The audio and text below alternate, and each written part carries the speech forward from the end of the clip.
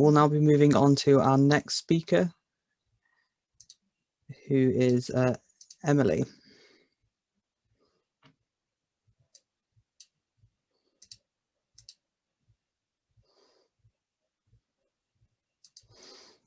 Hello, everyone.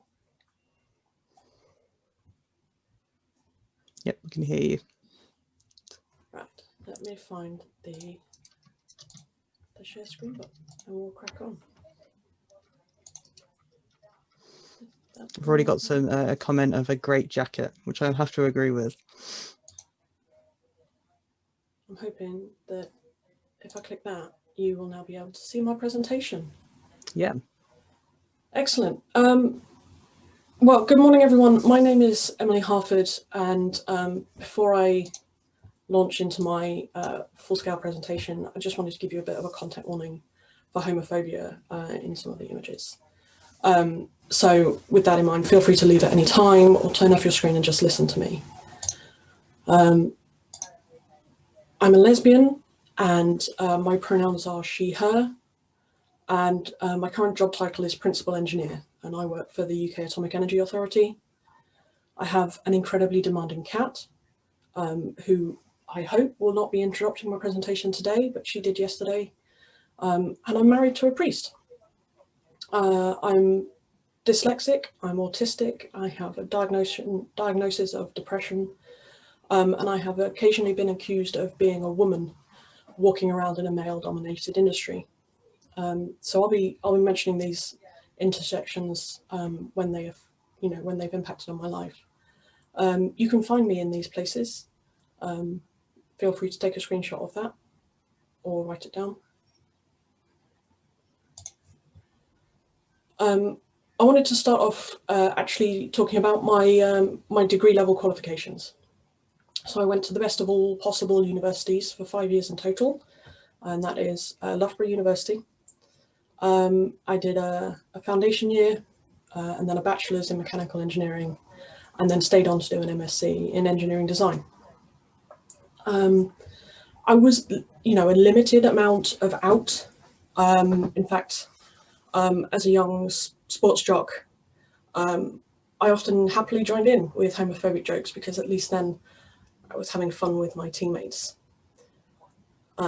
Even when awarded Sharking, an award for the club member who spent all their time hitting on other people, I knew that must be a joke.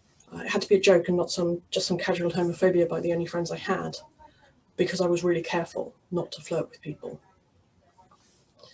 I wasn't a member of any LGBT society, and I think it hadn't even occurred to me that they might even exist. Furthermore, I had been swept up by a conservative evangelical Christian union, and the damage that did is a whole presentation all by itself. My first job out of university was working in electromechanical switchgear, and some of these things might look kind of familiar. Dogs often pee on the green picture in the middle.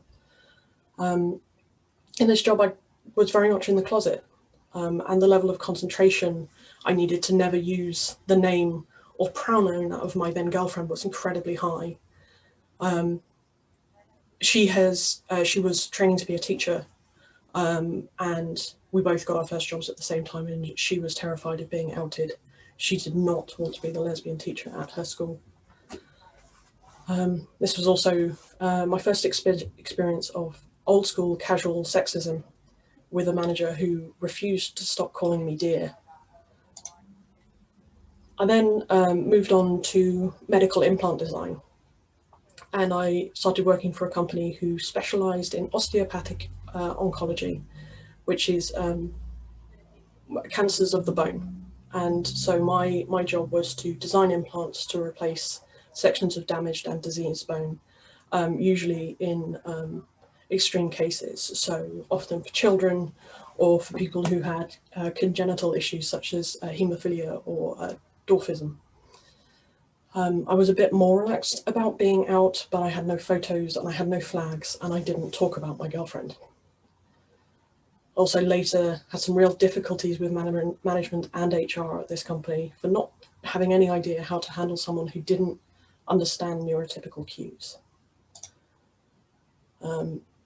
My third job was working in commercial aerospace. And even though this is a picture of an Airbus plane, I did not work for Airbus. I designed galley kitchens for the Airbus A350 for one of their subcontractors.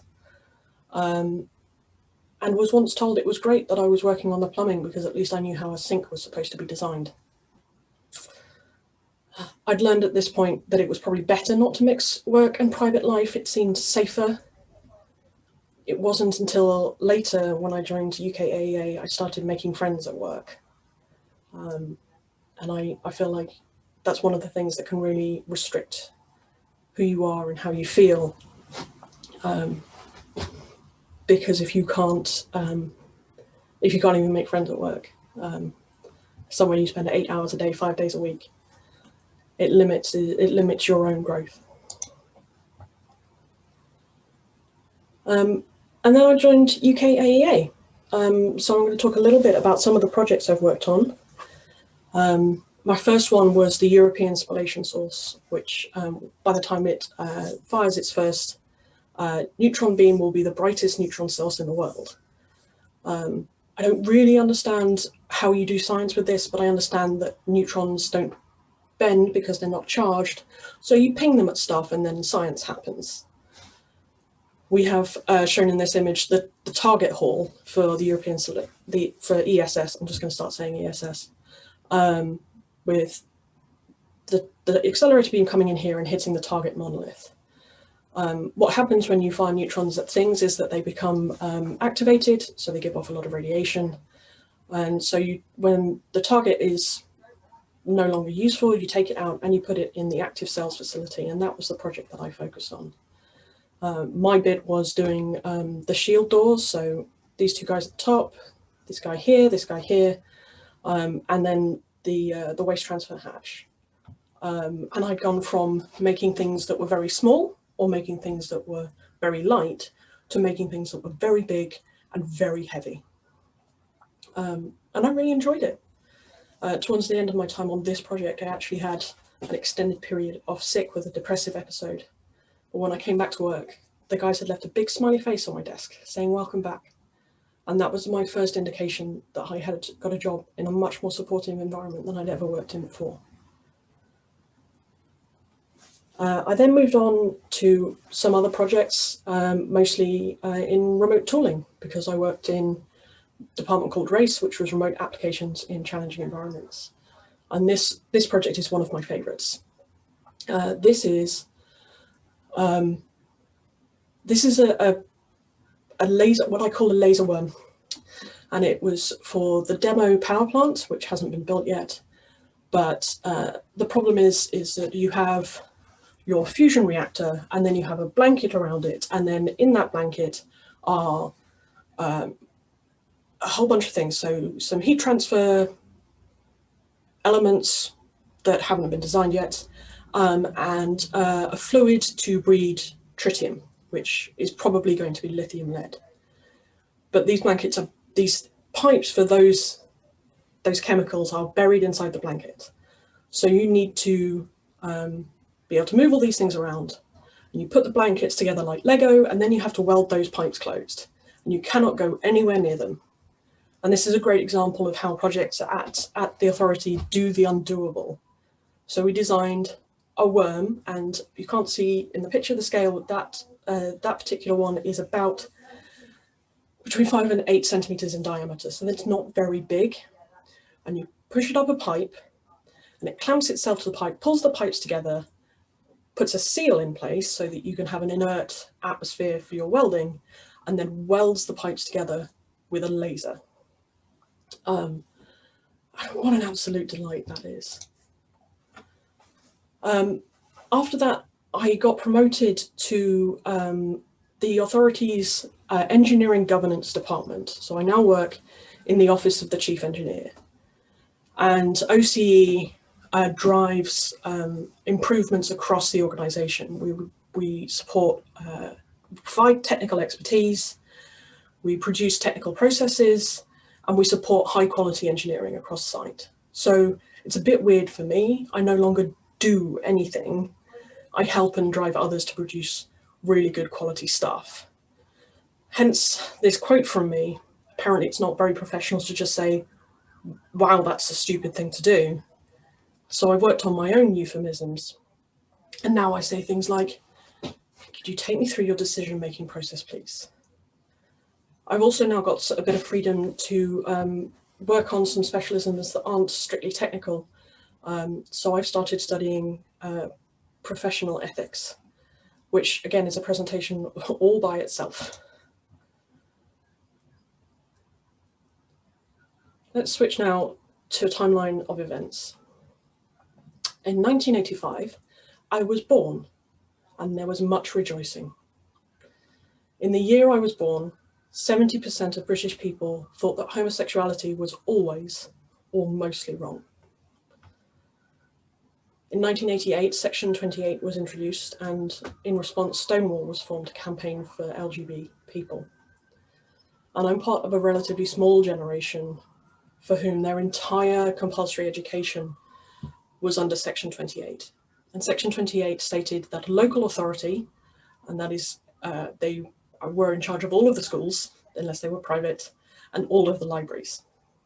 So a local authority shall not intentionally promote homosexuality or publish material with the intention of promoting homosexuality or promote the teaching in any maintained school of the acceptability of homosexuality as a pretended family relationship.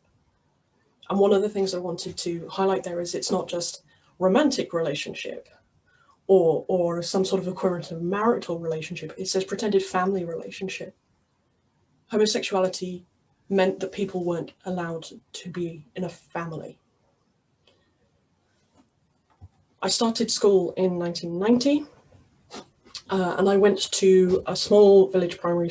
And when I say small, my class was 24 children, and we were the entire year. And then in 1992, when I'm 7, homosexuality is declassified as a mental illness. So I have a brief gap between 1992 and 2002 of not being mentally ill. Then we go, I wanted to highlight in 2001, the ban on LGB people in the army is lifted. And in 2003, I leave school and Section 28 is repealed. My secondary school was an all-girls school, and being called a lesbian was an insult, and I knew it. And being asked by a fellow student if I fancied them was a trap. It was a question to which there was no correct answer. Section 28 meant that my teachers were forbidden from being out, forbidden from comforting their students who they knew or suspected might be gay, and forbidden from offering any perspective that gay people could at any point live happily. It meant that any young adult fiction that featured queer characters living happily would have been banned from schools and libraries. Queer people did not appear in a positive light in any medium to which I had access. There were no youth groups for queer people. I realised I wasn't normal when I was about 14, and I use that word very specifically because I knew that being gay wasn't an okay thing. You have been exposed to the undertone of commentary and criticism that I lived through in terms of headlines during this presentation. Gay was only ever a negative thing that drew a person's entire question into, at best, it drew a person's entire character into, at best, question, and at worst, total condemnation.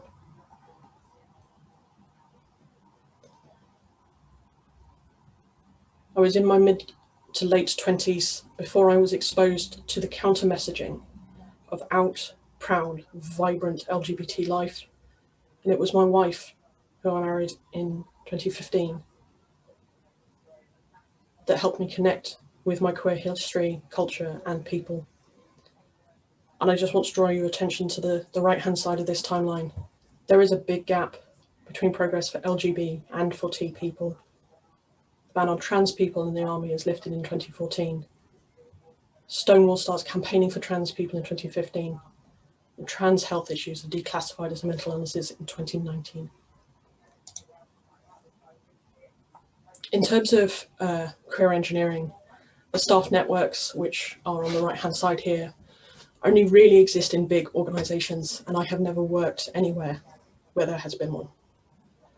Engineering is overwhelmingly white, male, and straight, which has its ups and downs. I do tend to get a private bathroom, but I am also surrounded by identical tall blue shirts. And I once had to explain at length why, if an employer wanted to send me to the Philippines for work, they needed to send me on a plane that would not stop in Dubai. It had never occurred to them that one engineer would be unsafe where another wasn't. In terms of commercial engineers not really networking the way academics do, it's not to say we don't have conferences, but we tend not to go and show off about our work the way researchers do. I am now a research engineer, although I have stopped doing any actual research, but there would have been no way that I could have shown off my commercial work. And as a result, I don't really have many engineers as personal friends. And I could not reliably name a handful of queer engineers that I know other than from reputation. And lastly, nearly half of all gay and lesbian engineers in a survey hide their sexuality from their colleagues. So it meant that even when I went into industry, I was as isolated as I was as a child. And I have only recently felt more able to seek people out.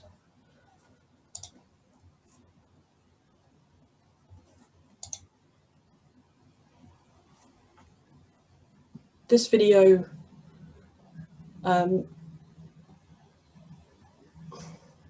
so even now, I'm usually more loud and proud about being gay. The messaging of my youth is hard to shake off.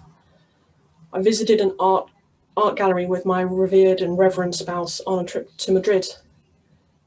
I was hot, I was tired, I had a migraine coming on, and I was thirsty. And I discovered this fountain. And I was watching it and I was so thirsty I wanted to drink from it. And it seemed to me the very embodiment of the way the world saw me. I could pass and act like clean, fresh water, but the world knew I was a danger to others. My whole life there has been this rumbling, incessant undertone on criticism of being gay. I was a danger to children. I was deviant. I was sinful, and I was unrepentant. The legacy of Section 28 has been a very real difficulty with shaking off the messages of my childhood.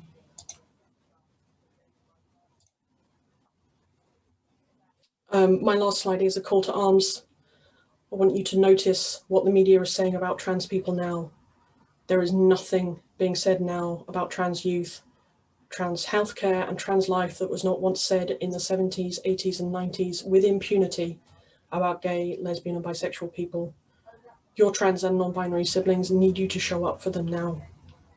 And remember that your Black, East Asian, South Asian, Indigenous, Middle Eastern, and so on siblings need you to unlearn the racism of our youths. The very first Pride was a riot, and it was started by a Black trans woman.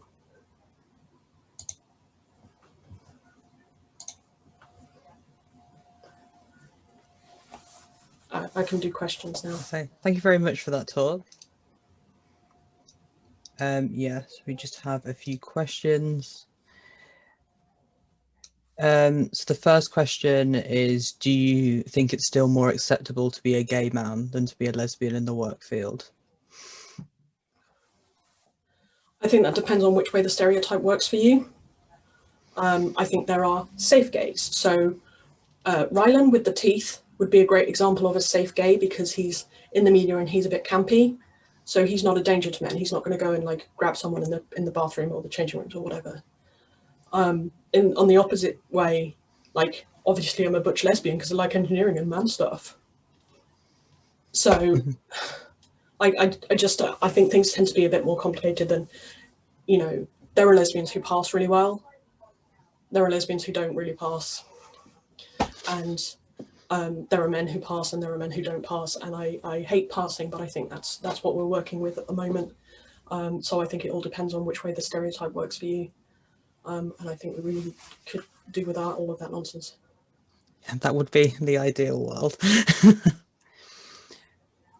So this one is, hi Emily, thank you for sharing your experience here. I work at one of the larger engineering organizations you mentioned on your earlier slides. How do you think these larger employers can help support smaller ones like yours to help support their marginalized employees? I mean, they've probably done a lot of the weird logistical stuff in terms of setting up a network. They can probably help with, I don't know, terms of reference, codes of conduct, setting up a business case.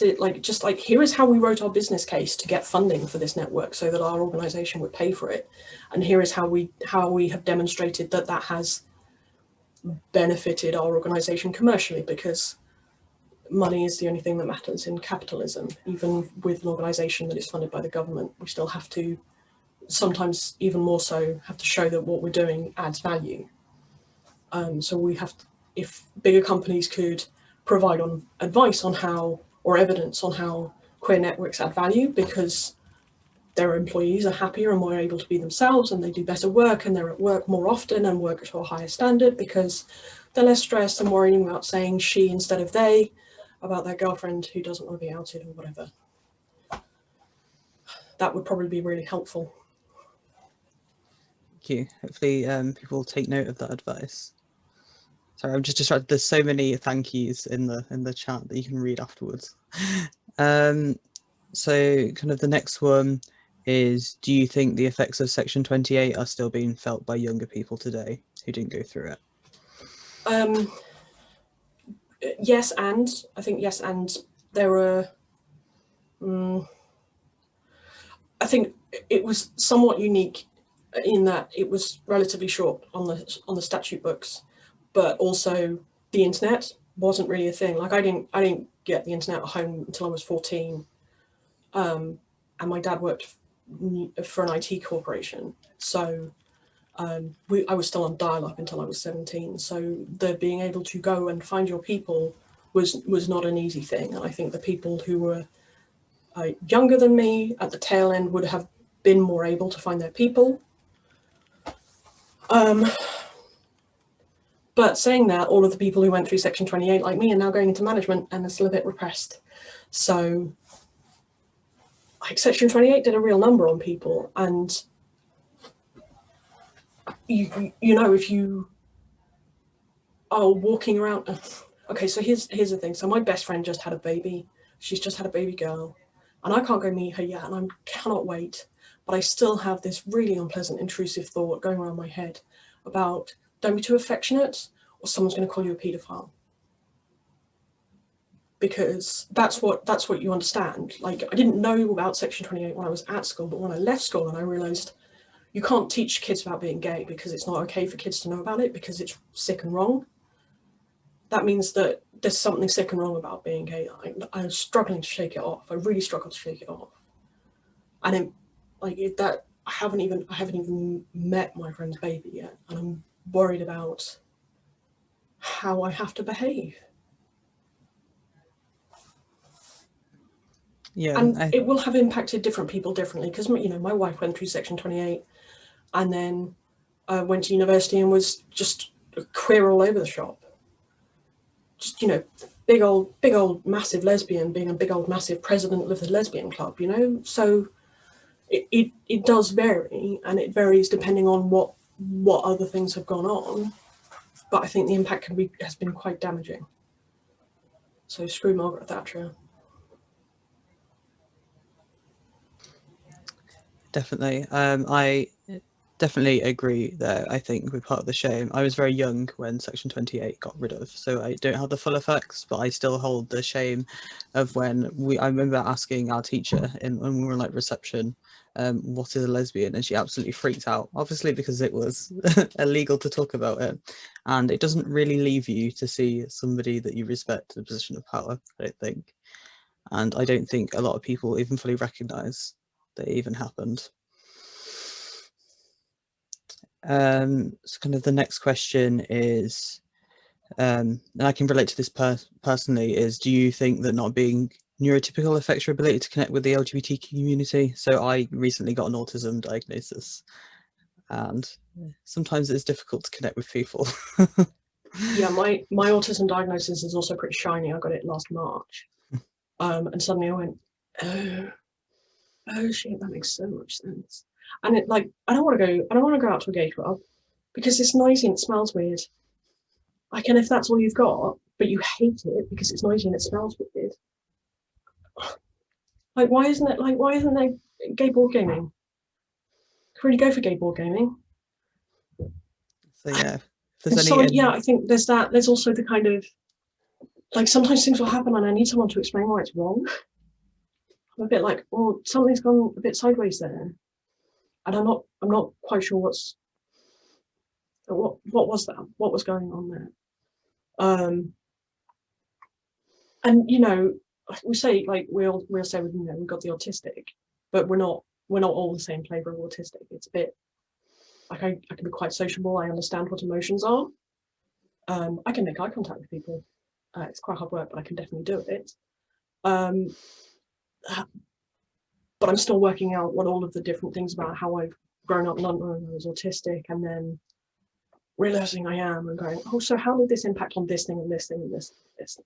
But I think, like, if you don't have not just a diversity of people, but a diversity of ways of interacting and hanging out, you're going to end up leaving people by the wayside. And I sort of get there were a lot of limitations in terms of going and finding your people, because you'd go to, like, I don't know, the Black Cat or GAY or whatever. You'd find a pub with the rainbow in the window, and that's where you'd go. But if it's just so noisy. Also, someone's talking about gay D&D, and I'm very in for that. yeah, so there's lots of comments in the chat about that people are definitely down for online gay board gaming. So maybe something nice can come from this. Awesome. I'm very here for gay board games. I don't know if I answered your question, so I'm going to stop talking. I think that's fair enough. I can definitely relate to all of those things, though. I love going clubbing personally, but then also I can't make eye contact, so here we are. The learning experience for you all. So going a little bit more out of STEM, but do you know whether there are supportive networks and safe spaces within church organisations that support those following their vocation? Yes. Actually, Kate, are you free? Yeah. So my wife is in Metropolitan Community Churches, so it's MCC, and they were founded by a gay man in the late 60s, early 70s in LA. So every single MCC church is queer inclusive, every single one. I know some other churches have done one. URCs are often a bit like, I'm an atheist now, but I'm still kind of into it. But they've been asked about gay spaces in churches. So everyone, this is my spouse. She's got 2 minutes. I was talking about NCC, but how would you find a gay safe queer church? It's tricky. Generally, if a church mentions nothing about sexuality on its website, you can check the sermons, but I'd not rush to assume they were inclusive without a recommendation from someone who's within the church. There are some really good organisations that sort of archive and affirm inclusive churches. The primary one across all denominations is a place called Inclusive Church. You can just type them into Google and they'll come up. They run a national database, and that's not just based on sexuality, but they work with churches to be disability inclusive, neurodiversity inclusive, etc. Doesn't mean that the church you are coming into will get everything right, but it means that they are determined to try and will probably be open to a conversation if there are things that are happening in that space that you find are uncomfortable. They're probably open to change and open to growth. If you particularly want to be part of a queer-centric community, there are groups called One Body, One Faith, usually written with the numeral, so 1, the number, body, one faith. There's also a group called Open Table, which runs communions for the LGBTQ+ community. And there are MCC, Metropolitan Community churches in quite a lot of the larger cities. We don't sadly tend to be present in smaller communities, but if you can get to Birmingham, London, Brighton, Newcastle, Edinburgh, Glasgow, there are churches there. And they're online at the moment. So. And we are online at the moment. So actually you can go to whatever church you feel like. mccchurch.org. So that ends up being 3 C's, MCC Church. is where you would find the listing of our websites. And if you're not in the UK, we are a global movement as well. We've just done a church in Kenya. How old is your church in Kenya? There have been communities in various countries in Africa that sort of come and go depending on how safe it is. Yeah. Over at least the last couple of decades. Yeah. Okay, thank you. You're welcome. Bye. There. Why ask me when I got an expert right there? But yeah, you can definitely be a Christian and gay. You can be a Muslim and gay. You can be Jewish and gay, and the other letters. But that's how you can find those spaces. And my wife's on Twitter as well, so you can tweet me and I'll show you my wife and she'll help you find somewhere if you want.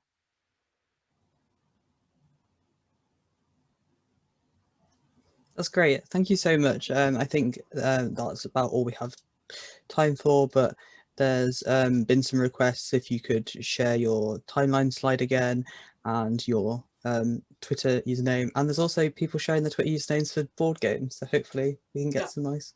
I'm in the Gather Town, so if people want to come and locate me. At the moment, I'm in the lecture room, but I might go downstairs and I can share things with people. Okay, brilliant. Thank you so much again for your talk. We're going to take a quick coffee break now for half an hour. So this is a great time to go check out that Gather that Emily's just mentioned. So thank you for that plug. And I'll see you all again in half an hour. Thank you.